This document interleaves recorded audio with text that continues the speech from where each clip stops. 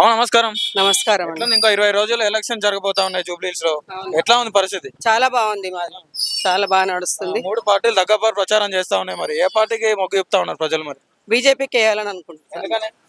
BJP అన్ని బాగానే చేస్తున్నాడు కదా, కాంగ్రెస్ పార్టీ వచ్చి ఏం చేయలేదు కదా అని అనుకుంటారు. అంటే అందుకని కాంగ్రెస్ పార్టీ అన్ని విధాలుగా మంచిగానే చేస్తున్నాం, మహిళలకు పెద్ద ఎత్తున చేస్తూ ఉన్నాం మాట్లాడుతా ఉన్నారు.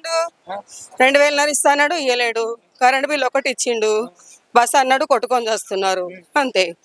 ఇంకేం చేస్తుండు అడిగినా? కోటీశ్వరులు చేస్తున్నామని చెప్పి మాట్లాడుతా ఉన్నాడు. ఎక్కడ చేస్తున్నాడు? కనిపిస్తుంది కదా కోటేశ్వరం చేసేది.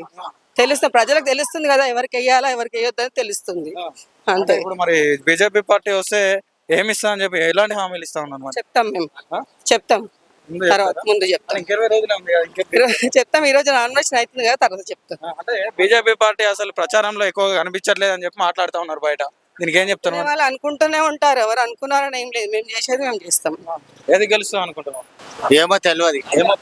ఇప్పుడు కాంగ్రెస్ పార్టీ నుంచి నవీన్ యాదవ్ ఉన్నాడు, బీఆర్ఎస్ పార్టీ నుంచి మాగంటి సునీత ఉన్నారు. ఎవ్వరు చెప్పదాలమయ్యా. అంటే మంచిగా చేయట్లేదా మీకు? అన్ని అభివృద్ధి కానీ ఎవరు ఏం చేస్తలేరు, సంక్షేమ పథకాలు అందుతున్నాయి అన్ని ఏం చేస్తలేరు. ఏం చేస్తలేరు. ఎందుకు మరి మీరు అడుగుతలేరా ఓట్లకు వచ్చినప్పుడు? అందరు అడిగిన్లు అన్నీ ఎవరి దానిలో ఊడ్చుకుంటారు, కామూసి వెళ్ళిపోతారు. అంటే ఎలక్షన్ల వరకు ఏదైనా బస్ అంతే. ఎలక్షన్లు అయిపోయినాక ఎవరు పట్టించుకోరంట, అంతేనా? తిరిగి తిరిగి యాక్ట్ వచ్చేస్తారు. తిరిగి అవసరం వచ్చింది. అందుకే ఎట్లా అంటే కాదు, ఏం కాదయ్యా, అన్ని మాటలు బస్. చేతులైతే అంటే గతంలో మీ ఎమ్మెల్యే గారు చనిపోయారు కదా, మాగంటి గోపినాథ్ గారు. ఇప్పుడు ఎలక్షన్లు జరుగుతూ ఉన్నాయి, ఇప్పుడు వస్తున్నారా మీ ఇంటికి ప్రచారానికి? ఎవరు వస్తలేరు. ఎవరు వస్తలేదు. ఏం చేస్తా ఉంటారు మరి? ఏం చేయమయ్యా, ఏం చేస్తామంటే ఏం చేస్తామంటే వాళ్ళు ఏం చెయ్యరు, అన్ని మాటలే.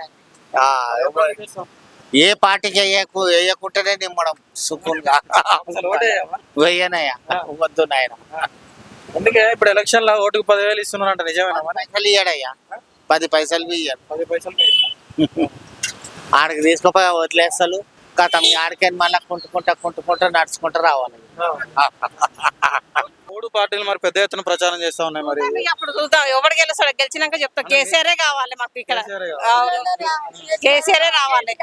500 సిలిండర్ కావాలి అంతే, అంతే. మాకేం వస్తలేవు, పింఛలు వస్తలేదు, ఏమొస్తలేదు. ఇల్లు కూడా కిరాయి, ఇంట్లో ఒక్కొక్క ఇంట్లో 10,000 ఏడుకెళ్ళి కడతా. మొగోళ్ళని బతుకు పిల్లలు ఇంత ఒక పిల్లగాని యాడ్జెట్ అయితే 20 లక్షలు పోసుకున్నాం భూమి అమ్మి. మాకే ఇల్లు లేదు, ఒక ఊర్లో లేవు, ఇక్కడ లేవు. ఏ ఇల్లు ఇస్తలేడు, ఏ ఇల్లు జాగా ఉంది దానిలో ఏ అంటే కూడా ఇస్తలేడు. నాకు మొగోళ్ళు లేడు, 3 పిల్లలు ఉన్నారు, ఎట్లా బతకాలి? పింఛన్లు కూడా లేవు నాకు. ఆ సబ్సిడీ ఎడబోగొట్టిన ఏడుచుకుంటా తుడుచుకుంటా సబ్సిడీ తినేవన్నీ సర్పంచ్ కూడా ఏమి ఇస్తలేడు. ఫ్రీ బెడ్ బస్ ఏమి ఇస్తలేడు ఆయన. ఏమి ఇల్లు లేదు ఇక్కడ, లేదు హైదరాబాద్ లో లేవు, ఊర్లో కూడా లేవు, ఊర్లో భూమి కూడా లేదు. ఒక జాగా మంది కట్టుకునే కానీ ఇస్తలేడు. అంటే ఇప్పుడు బై ఎలక్షన్స్ వస్తున్నాయి, మరి ఏ పార్టీకి ఓటేస్తారు?